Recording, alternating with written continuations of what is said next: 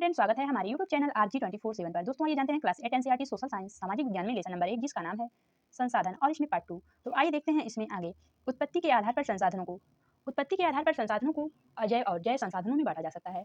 अजैव संसाधन निर्जीव वस्तुएं होती हैं, जबकि जैव संसाधन सजीव होते हैं। मृदा, चट्टानें और खनिज अजैव संसाधन हैं, परंतु पौधे और जंतु जैव संसाधन हैं।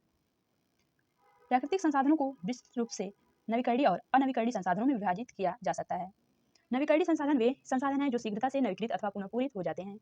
इनमें से कुछ असीमित हैं और उन पर मानवीय क्रियाओं का प्रभाव नहीं होता, जैसे सौर और पवन ऊर्जा। लेकिन फिर भी कुछ नवीकरणीय संसाधनों जैसे जल, मृदा और वन का लापरवाही से किया गया उपयोग उनके भंडार को प्रभावित कर सकता है। जल असीमित नवीकरणीय संसाधन प्रतीत होता है, फिर भी जल की कमी और प्राकृतिक जल स्रोतों का सूखना आज विश्व के बहुत सारे भागों में एक बड़ी समस्या है।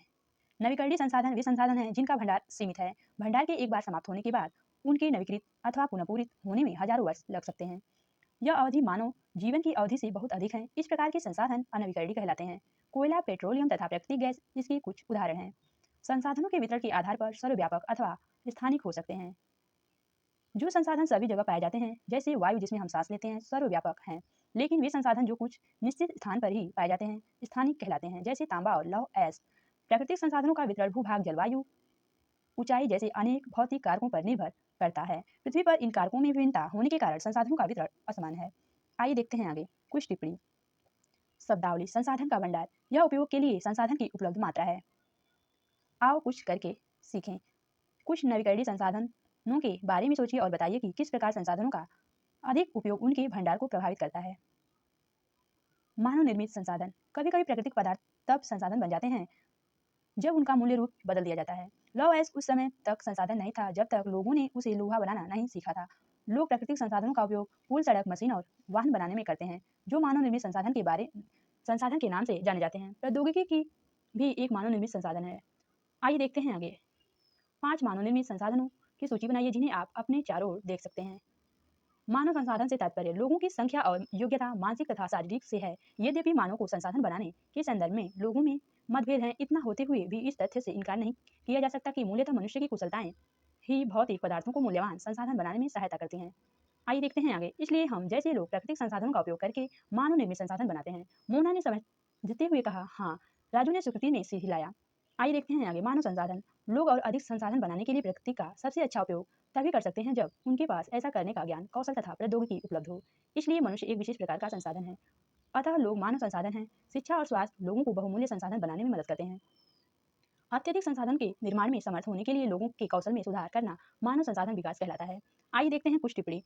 सूखे के कारण फसलों का विनाश, क्या मैं इसका समाधान निकाल सकता हूँ? क्यों नहीं। यह सब ज्ञान, शिक्षा और कौशल के कारण संभव हुआ कि हम इसका समाधान निकाल पाए। आइए देखते हैं आगे। पढ़ें एवं मनन करें। मनुष्य एक दूसरे पर निर्भर है। किसान सभी के लिए अन्न उपजाते हैं। वैज्ञानिक कृषि से जुड़े विभिन्न समस्याओं और अन्य उत्पादन बढ़ाने के उपाय खोजते हैं।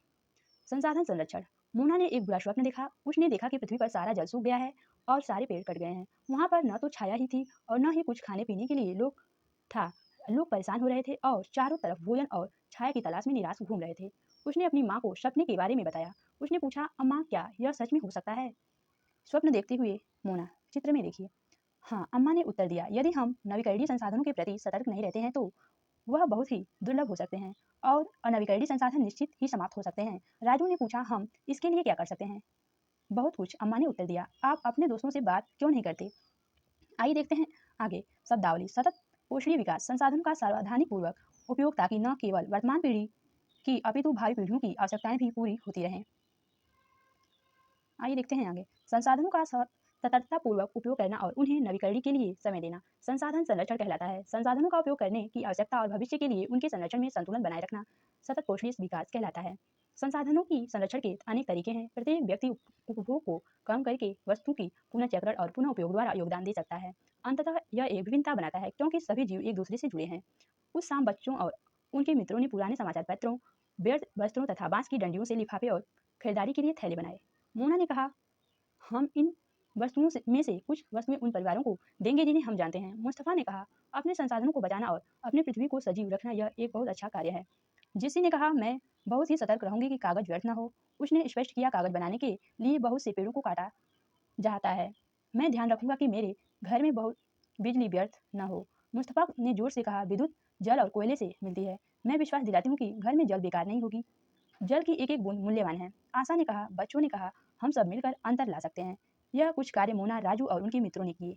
आपका क्या विचार है? आप संसाधन संरक्षण में कैसे मदद करने जा रहे हैं? आप बता सकते हैं। सतत पोषणी विकास के कुछ सिद्धांत: जीवन के सभी रूपों का आदर और देखभाल, मानव जीवन की गुणवत्ता को बढ़ाना, पृथ्वी की जीवन शक्ति और विविधता का संरक्षण करना, प्राकृतिक संसाधनों के हास्य को कम से कम करना, पर्यावरण के प्रति व्यक्तिगत व्यवहार और अभ्यास में परिवर्तन, समुदाय को अपने पर्यावरण की देखभाल करने योग्य बनाना। आइए देखते हैं आगे। हमारी पृथ्वी और इस पर निवास करने वाले लोगों का भविष्य पेड़ पौधों और परितंत्र की सुरक्षा और संरक्षण से जुड़ा है।